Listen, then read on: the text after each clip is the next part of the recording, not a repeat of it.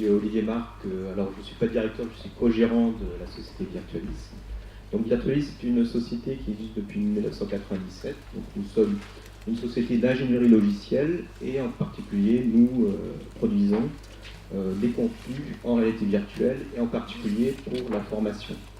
Donc, nous avons des clients comme Air France KLM sur des problématiques de formation à la maintenance sur leurs avions. Nous avons aussi comme clients des gens comme Nexter Training sur la formation aussi à la maintenance sur les véhicules militaires. On travaille aussi pour Thales sur des problématiques de démonstrateurs parce qu'actuellement, effectivement, on est dans une phase en termes de réalité virtuelle de montrer que ça sert à quelque chose. Alors la réalité virtuelle a été longtemps utilisée dans un cadre précis, c'est-à-dire la conception de systèmes. Et actuellement, ce sont vu l'évolution des technologies, on parlait des technologies qui évoluent, actuellement, en fait, on imagine d'autres usages, donc des usages en particulier en termes de formation, donc c'est effectivement une activité de notre entreprise, mais aussi par exemple en termes de marketing, c'est-à-dire pour vendre des systèmes. Donc l'idée, c'est de virtualiser les systèmes pour pouvoir effectivement faire de la vente ou de former du personnel. Donc c'est forcément sur des systèmes qui ne sont pas déplaçables. Je parlais d'avions, je parlais de matériel militaire, c'est typiquement des choses qui sont qu'on peut difficilement transporter.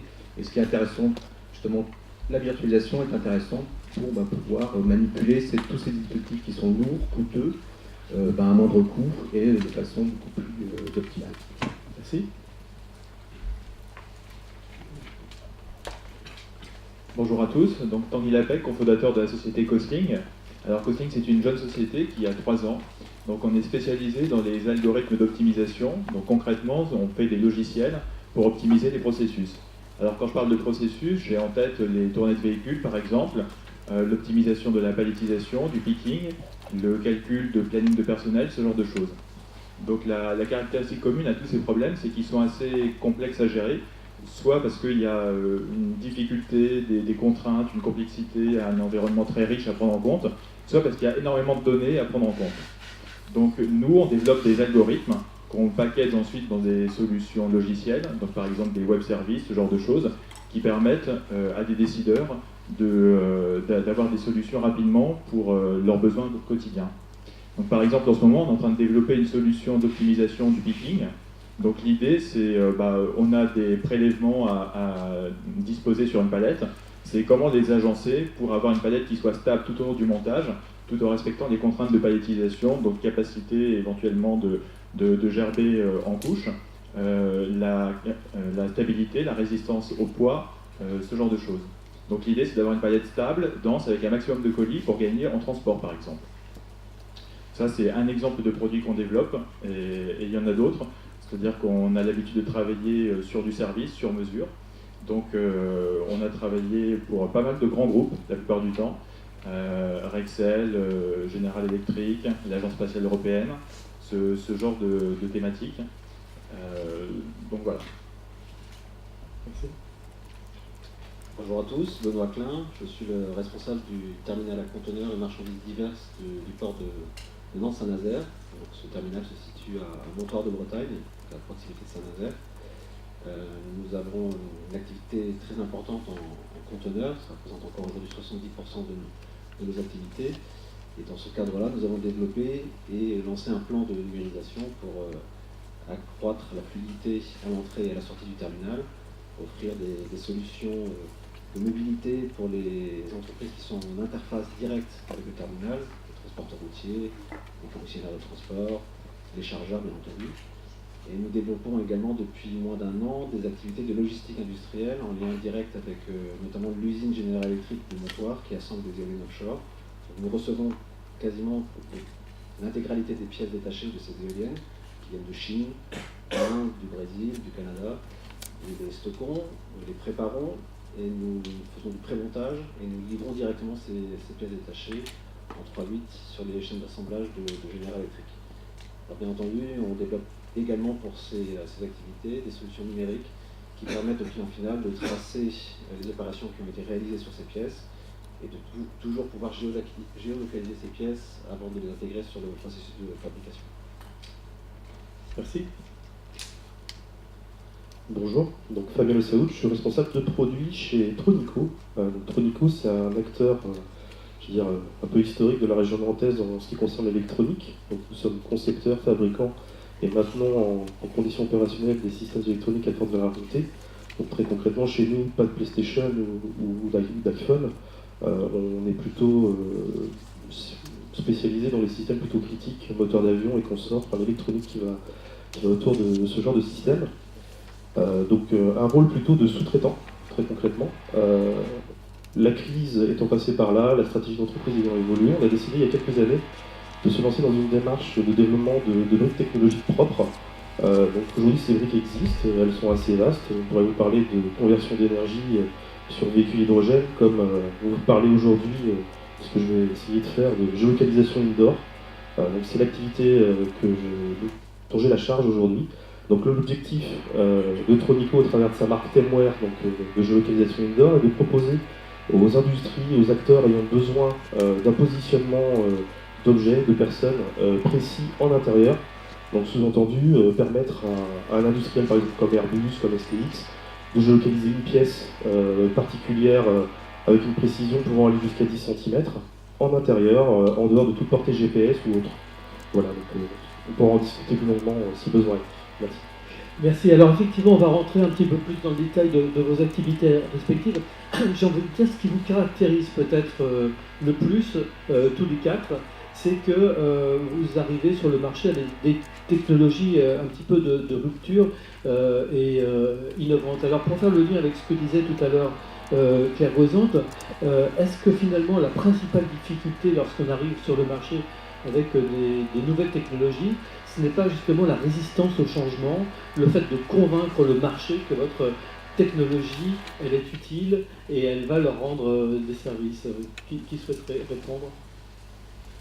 Alors, clairement, la conduite du changement, et j'ai bien apprécié ce que vous avez expliqué tout à l'heure, pour nous, essentiel, puisque en fait, on développe essentiellement des outils numériques à l'intention de nos personnels. Alors, on est sur une activité très traditionnelle.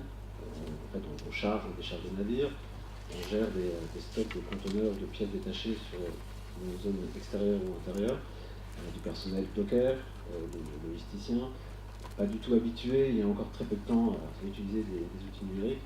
Donc les freins étaient assez nombreux, je veux dire. La construction, la co-construction de ces projets, s'est faite avec beaucoup de dialogue. La crainte première pour ce personnel, c'était essentiellement de voir les métiers disparaître. Micro, s'il vous plaît. De voir les métiers principaux disparaître.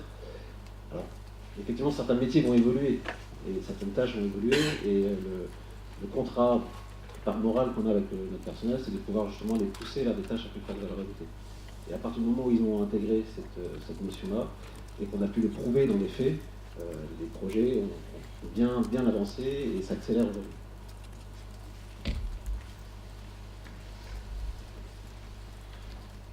Alors, pour nous, c'est peut-être un petit peu particulier parce qu'on n'est pas trop, je dirais, dans un domaine, ce qu'on appelle disruptif. La réalité virtuelle, c'est quelque chose qui existe depuis plus de 30 ans.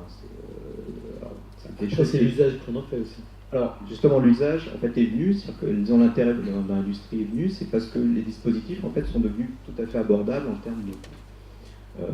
Globalement, avant, effectivement, faire la réalité virtuelle, ça supposait disposer de caves, de dispositifs lourds déjà à l'achat, à maintenir. Donc c'était effectivement des choses qui étaient réservées à des grandes entreprises qui avaient des besoins, effectivement, lors de conception de leur système, de ce type de choses. Alors, globalement, nous, notre activité, elle est un peu poussée par l'industrie des jeux vidéo. C'est-à-dire que globalement, quand on fait la réalité virtuelle, on fait principalement de la 3D, c'est-à-dire que visuellement, on fait de la 3D. La 3D, ce sont les jeux vidéo qui ont vraiment démocratisé ça, et en particulier les machines, les PC, simplement vous achetez un PC au supermarché avec une carte graphique pour les jeux et vous êtes capable de faire en fait des applications 3D et des applications de réalité virtuelle. Et récemment en fait, la réalité virtuelle, le mot a un petit peu même disparu, c'est-à-dire que même nous, notre activité, on existe depuis plus de 20 ans. Au début on parlait de réalité virtuelle, après on a parlé de 3D temps réel, c'est-à-dire qu'on n'utilisait même plus le terme réalité virtuelle. Et donc c'est revenu en fait sur le devant de la scène avec les casques en fait immersifs à faible coût qui sont apparus il y a à peu près 3 ans. Donc ça a effectivement un effet très disruptif. pour en fait, les utilisateurs en termes industriels, parce que finalement, ça permet de démocratiser la technologie et que ce soit accessible non plus à des grands groupes pour faire la conception, mais à d'autres types d'usages et à des industriels de niveaux différents. Ça peut être des PME ou pas forcément des grands groupes. Sur ce sujet.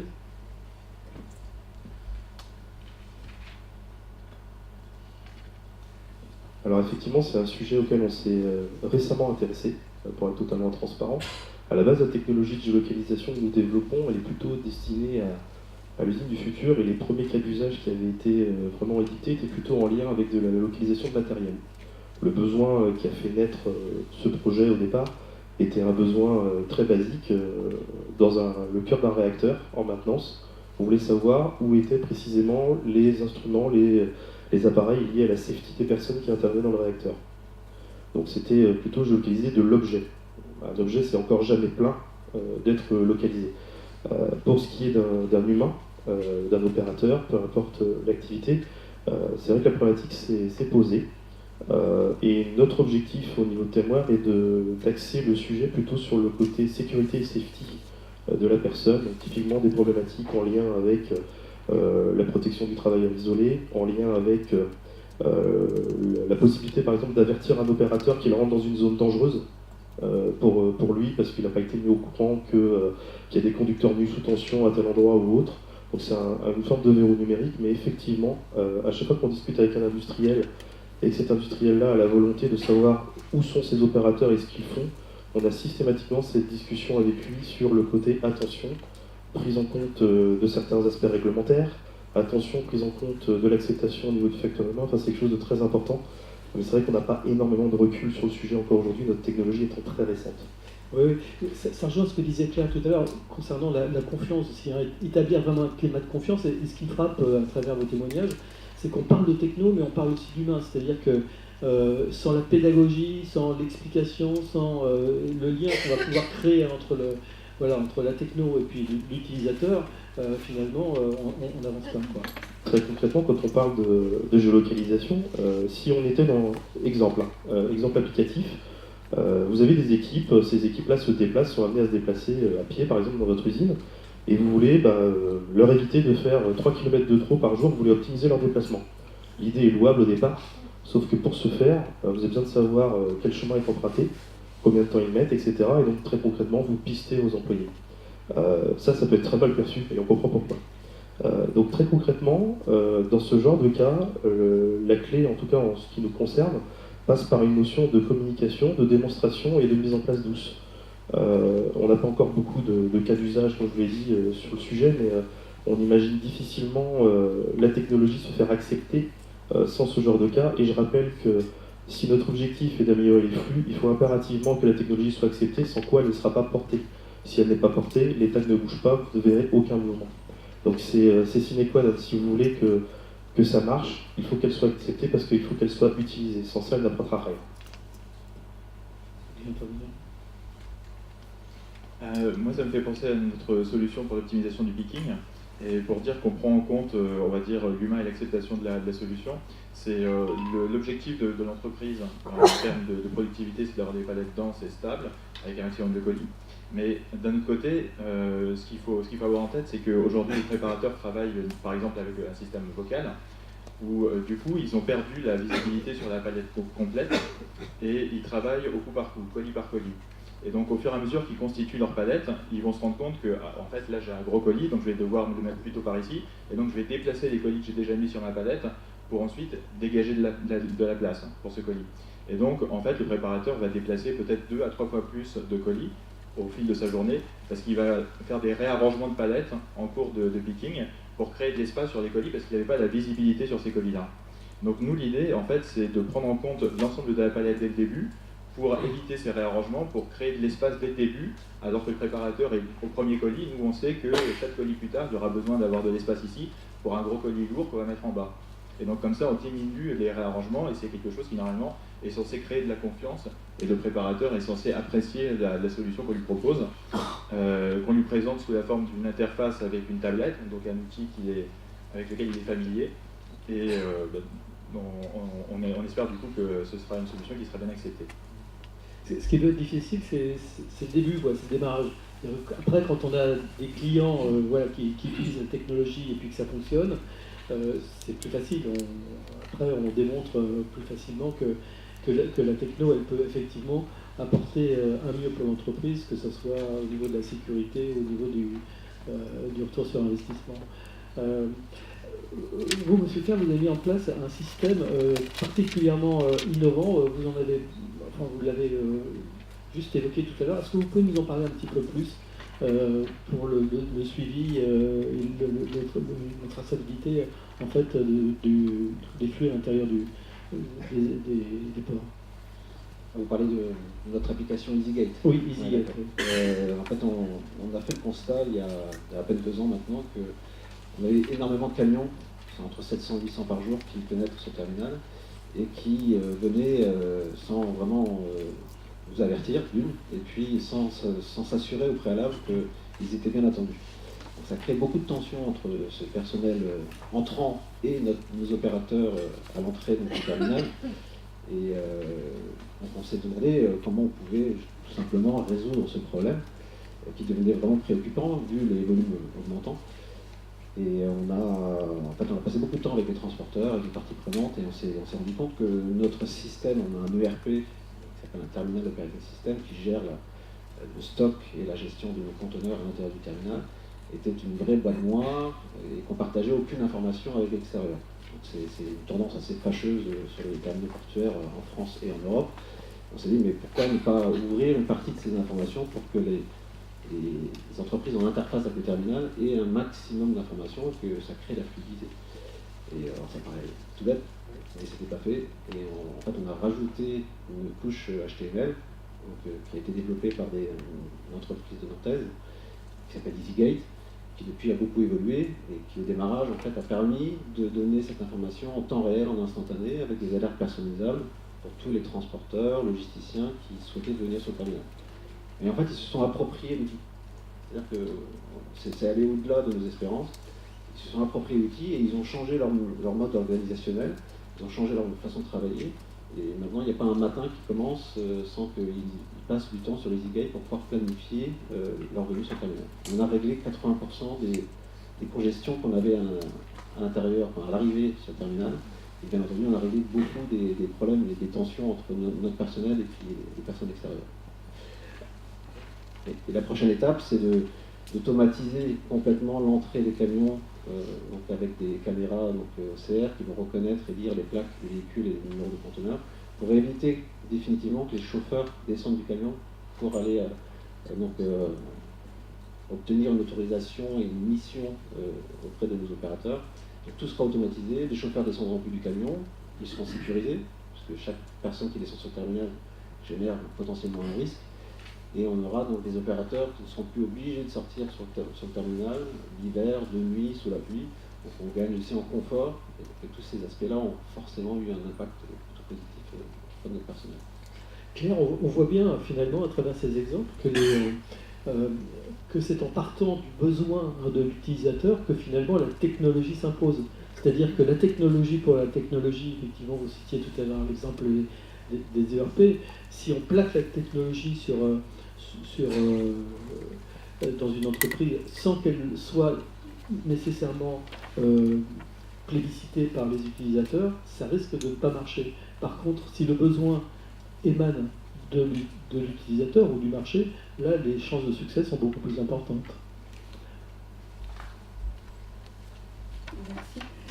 Oui, tout à fait. Alors, moi, je trouve que ces témoignages sont effectivement très intéressants parce que on voit bien que concrètement, il y a un besoin de dialogue, d'avancer tranquillement, de faire comprendre, de peser chacune des choses. Et moi, j'aimerais bien mettre l'accent sur parce que il y a tous les... Dans le dernier slide que je présentais, il y avait 4 dimensions et donc, je pense que ce qu'il faut, c'est que vraiment l'entreprise ou celui qui intervient dans l'entreprise pour implanter une technologie vraiment joue de tous ces leviers. C'est-à-dire qu'on n'a pas juste dire bon allez on va parler, puis en fait par le dialogue tout va se régler, etc. Je pense qu'il faut aussi apporter aux utilisateurs des preuves concrètes de la bienveillance en quelque sorte de l'organisation à son égard, donc des indices qui sont vraiment tangibles, et parmi ces indices, par exemple, il y a notamment la possibilité que l'utilisateur final a de contrôler l'usage, c'est-à-dire qu'on ne soit pas en permanence finalement en flux incontrôlé et en captation permanente. Et si l'usager peut se mettre sur off ou sur pause en quelque sorte, ça donne voilà, une respiration qui permet aussi d'accepter, se dire ok, moi je collabore avec l'entreprise, je suis son employé, mais je ne suis pas en permanence au service d'eux, et donc cette relation-là, elle est fine et elle doit être prise en compte. Pas seulement, voilà, c'est pas seulement l'explication de la technologie, et je pense que tous ces témoignages le montrent, c'est pas seulement l'explication de la technologie qui est importante, c'est aussi la place finalement que l'on fait à l'utilisateur. Alors justement, si on parle de l'utilisateur, Olivier Marc, donc vous avez déjà des applications dans un certain nombre d'industries, notamment Airbus, vous m'avez dit. Comment Airbus utilise votre technologie? Alors on n'a absolument rien déployé chez Airbus. Mais vous travaillez avec Airbus. Non, en fait, on va participer avec le PASCA à un projet collaboratif qui devrait avoir lieu dans l'usine d'Airbus. D'accord, mais pour le moment, c'est pas encore en place. D'accord, ok, mais c'est en réflexion. D'accord. Et alors, vous pouvez nous en parler, nous dire ce que... Alors, ou alors c'est secret, c'est... Non, c'est un projet collaboratif de toute façon qui est financé en partie par la région Bretagne et par la région Pays de Loire. Donc en fait le sujet c'est simplement de la formation sur des systèmes logistiques, donc de transport, pas des cellules d'avion dans l'usine d'Airbus. Donc globalement c'est de construire un système virtuel qui va permettre la formation des opérateurs, donc du conducteur et du guideur de ce type de véhicule, sachant qu'en virtuel on aura effectivement l'avantage de ne pas avoir besoin pour la formation du matériel réel qui lui est extrêmement, je dirais, délicat parce que ce sont des véhicules tout à fait particuliers. Et avec l'autre avantage, c'est qu'on pourra générer des événements un petit peu surprenants, inattendus, des choses qu'on ne pourrait pas forcément réaliser dans la réalité. Donc ça, c'est un des avantages de l'aspect de la virtualisation des choses. Donc c'est là-dessus que nous allons bientôt travailler avec le PASCA avec aussi IDEA Logistique comme partenaire et ManOcéan comme partenaire. D'accord. Concernant vos utilisateurs, vos clients, comment... Alors, je voudrais peut-être juste revenir sur l'aspect contraint. Il y avait le mot contraint sur un moment dans les slides. On parlait d'acceptation des usages, mais je voudrais dire aussi que quelquefois, les gens sont un petit peu forcés d'utiliser la technologie. Je pense en particulier dans ce que l'on fait pour la formation, des exemples simplement de mise à disposition pour les cours de maintenanciers chez Air France. Ils utilisent ces outils-là, et je dirais que les gens n'ont pas forcément le choix, quoi. Pour effectivement, dans leur carrière, ces gens-là sont obligés régulièrement d'être requalifiés. Et en fait, pour optimiser les formations, pour réduire les coûts des formations, donc Air France KLM utilise ce type de dispositif virtuel. Et je dirais que les gens, de toute façon, pour être qualifiés, sont obligés de les utiliser. Donc il y a un aspect contraint qui fait que dans l'organisation d'entreprise, ils sont contraints d'utiliser ces dispositifs. Aujourd'hui, Virtualis, c'est combien de personnes? Nous sommes 14 personnes. 14 personnes. Mais bientôt 50. Non, je ne crois pas. Je ne crois pas. Fabien Russo, donc vous vouliez intervenir sur ce sujet. Donc en ce qui concerne les technologies de géolocalisation Tronico, comme je l'ai dit tout à l'heure, le produit est encore jeune. Donc aujourd'hui, on a déployé la technologie sur un certain nombre de sites et de démonstrateurs pour des raisons, on va dire, de confidentialité, et n'ayant pas demandé l'autorisation à mes clients de divulguer l'information, je serai assez discret, j'espère que vous comprendrez. Maintenant, je vous dirais qu'aujourd'hui, ces essais sont menés dans différents secteurs qui sont pour certains très industriels et pour d'autres beaucoup moins. Certains sont extrêmement surprenants. Donc très concrètement, on a bien entendu, on a fait des essais d'un acteur de la construction navale, un peu local, Bon, j'ai pas donné son nom. On a un beau projet avec Emmanuel qui est présent ici. Donc ça, c'est un projet futur potentiel avec le site d'Airbus à Saint-Nazaire sur, comment dire, je dirais la modernisation de certains outillages bois utilisés aujourd'hui dans l'industrie chez Airbus. Ça peut être surprenant, mais il y a énormément d'outillages bois chez Airbus. Donc voilà, ce genre de projet. Mais on travaille également avec des acteurs de la grande distribution, eux aussi un peu locaux, sur énormément de technologies, et on se rend compte qu'il y a un certain nombre de cas d'usage qui sont Mais en quoi la grande distribution a à voir avec la... J'y viens. J'y viens. Donc très concrètement, la grande distribution, pour tout à chacun, c'est l'endroit où vous allez faire vos courses. Ok. Maintenant, quand on regarde un peu dans le détail ce qu'est un magasin type un Leclerc, un U, peu importe le magasin que vous regardez, c'est une énorme interface logistique, en fait. Et il y a énormément de flux dans ce genre d'endroit.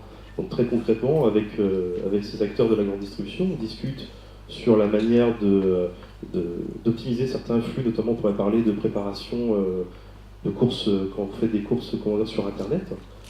Vos courses sont préparées par un préparateur, donc c'est quelqu'un qui se déplace dans le magasin pour aller préparer vos courses. Typiquement, cette personne-là passe sa journée à faire des courses pour les autres. Elle marche énormément, elle pousse énormément d'objets, de caddies, de chariots, etc. Et donc, de fait, une certaine forme d'optimisation des déplacements. Pour le coup, on parlait d'acceptation, et les outils qui peuvent aider ces gens-là à gagner du temps, à faire moins de kilomètres, sont très très appréciés. On a pu le voir, ça a été une grosse surprise. Notre technologie, on s'attendait à un certain frein de la part des utilisateurs, et en fait non, on nous dit non, si je peux faire 3 km de moins dans la journée, je prends. Donc c'est ce genre d'utilisation, mais ça peut être également des utilisations robotiques. On a un projet qui a été monté donc, avec Système U sur Nantes.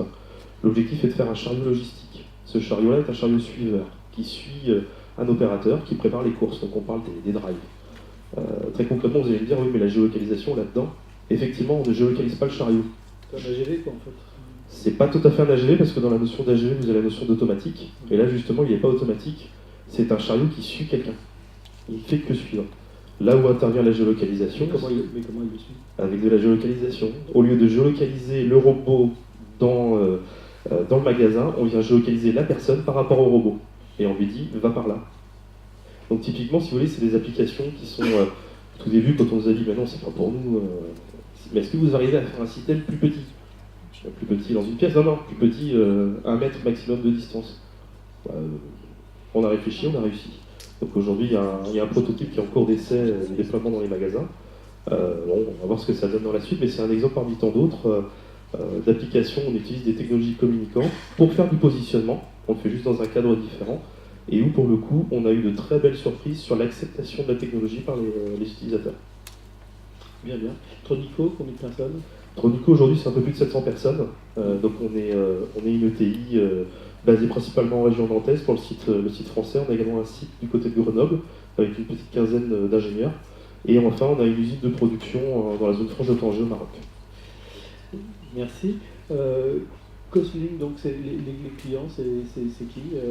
La grande distribution aussi? Alors la grande distribution, non, pas encore. Pas encore. C'est très varié parce qu'en fait on a commencé avec une activité de service qui nous porte toujours très largement. Et donc on a fait des projets extrêmement variés avec EDF, avec General Electric, avec Rexel, l'Agence spatiale européenne. Donc c'est des thématiques vraiment très variées. Par exemple, calcul de plan de maison, calcul de plan de palettisation, calcul des plannings du personnel. Donc à chaque fois du service sur mesure avec à la clé une brique logicielle qui automatise un processus complexe à gérer. Donc nous derrière en fait on a une brique de calcul qui prend en compte des contraintes et qui de manière automatique cherche des solutions qui respectent ces contraintes. Donc on a une sorte d'étape où on modélise en quelque sorte le processus de l'entreprise et derrière on a des technologies d'intelligence artificielle qui permettent de résoudre ça de manière efficace. Donc on a appliqué ça à de très nombreuses entreprises, parfois pour des POC, parfois pour des études, parfois pour des logiciels qui sont passés en production. C'est vraiment au cas par cas. Et là aujourd'hui on a capitalisé sur un prototype qu'on avait fait sur nos fonds propres. Donc Optapic, notre solution de palettisation, Et donc on est en train de la pousser un petit peu plus parce qu'on a plusieurs acteurs qui sont intéressés, à la fois des logisticiens et puis des grands groupes pour de la logistique plus interne. Donc on a eu des retours plutôt favorables là-dessus. D'accord. Alors, oui, effectivement, donc vous développez des algorithmes et ensuite les applications sont variées en fonction des demandes des utilisateurs. Concernant cette palettisation, justement, donc vous êtes en mesure de réaliser des palettes, de la préparation de commandes pour des palettes hétérogènes, c'est ça? Alors oui. Qui peuvent être donc couplées à de la robotisation, par exemple. Comment ça se passe? Alors on s'intéresse à deux types de palettes, les palettes sandwich et les palettes Tetris. Donc les palettes sandwich, c'est des palettes hétérogènes en couches monoréférences. Donc vous imaginez des couches de produits qui sont identiques et on a gerbé entre chaque couche. Donc là l'idée c'est de voir, on regarde une commande, enfin toutes les commandes d'un même client et on essaye de faire des regroupements de couches pour respecter les 1m80 maximum de hauteur de palette et utiliser le moins de palettes possible. Donc en fait la difficulté ici c'est de prendre en compte toutes les commandes d'un même client et de regrouper les couches de ces commandes de manière pertinente pour avoir le moins de palettes possible. Donc du coup ça permet de gagner au niveau du transport, au niveau du temps de préparation, au niveau de l'espace de stockage, de l'entrepôt, ça vous fait moins de palettes sur les quais. Donc là c'est l'objectif pour les palettes sandwich. Pour les palettes Tetris, l'idée c'est d'avoir des palettes stables et denses pour qu'on puisse mettre un maximum de colis dessus, mais également pour avoir un respect de la qualité, pour éviter que la palette tombe ou qu'il y ait des produits qui soient cassés. Et il y a également une prise en compte donc, de tout ce qui est, on va dire, TMS, en évitant aux préparateurs de réagencer les colis au fur et à mesure de la préparation. Donc c'est nos deux objectifs pour ces solutions. Merci. Alors, je vais vous demander si vous avez des questions à poser aux intervenants ou simplement des témoignages ou des réactions par rapport à ce qui a été dit par chacun d'eux ou par Claire Pesante lors de son introduction. Est-ce que vous avez des questions? Alors, si vous avez des questions, je vous demande de bien vouloir lever la main et ensuite de bien vouloir vous présenter. Alors, la première main se lève, je vous apporte le micro. On doit bien parler dans le micro parce que comme c'est enregistré, on a besoin de capter le son. Merci. Donc c'est moins une question qu'un complément. Donc, je suis Yann Rielan, je suis en charge du développement des solutions WMS et TMS chez Sigma, qui est un acteur nantais la taille un peu Tronico avec 700 personnes basées à La Chapelle-sur-Erdre. Pour réagir sur deux éléments que j'ai entendus tout à l'heure, notamment la gestion entrepôt, les WMS servent en effet à optimiser le temps de déplacement. On a un de nos clients là, qui ces opérateurs faisaient 18 km avant la mise en place du WMS et ont divisé presque par deux finalement le nombre de kilomètres réalisés par jour. Donc ce sont des solutions pour le coup qui sont standards, qui sont les mêmes chez l'ensemble des clients.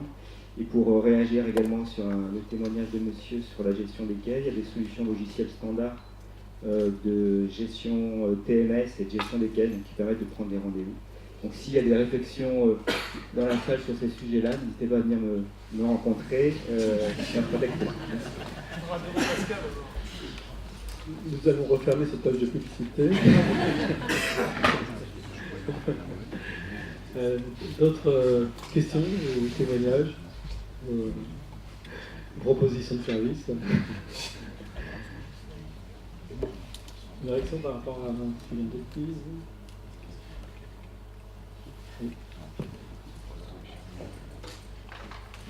Bonjour à tous, moi je suis enseignante au lycée Saint-Gabriel à Pont-l'Abbé, je suis du Finistère. J'avais une question pour monsieur Klein. D'accord. Il a été évoqué tout à l'heure avec Tronico des aspects sécuritaires pour localiser par exemple un salarié, un travailleur isolé. Et est-ce que en matière de chargement et de déchargement de conteneurs, vous avez des applications qui permettraient de renforcer la sécurité peut-être? Est-ce que c'est un de vos projets ou c'est en place? Alors, en matière de sécurité, notamment sur les opérations, ce que nous on appelle boraquées, donc les opérations sur les navires, on a un projet qui est plutôt bien avancé, de créer un simulateur en réalité virtuelle pour le travail en hauteur et puis pour les formations de nos grutiers. Ça qui travaillent en hauteur à 40 mètres et ils sont aussi obligés, alors, les conducteurs d'engins, les électriciens et les mécaniciens, de se déplacer donc, sur des hauteurs quand même assez considérables. Et en fait, ce simulateur doit nous permettre également de former, mais surtout de déceler certains comportements à risque qui seraient complètement exclure dans le cadre de ces métiers-là. Donc ça nous permet de faire une présélection, si je peux me permettre ce gros mot, pour éviter justement réduire les risques qui sont aussi liés au comportement.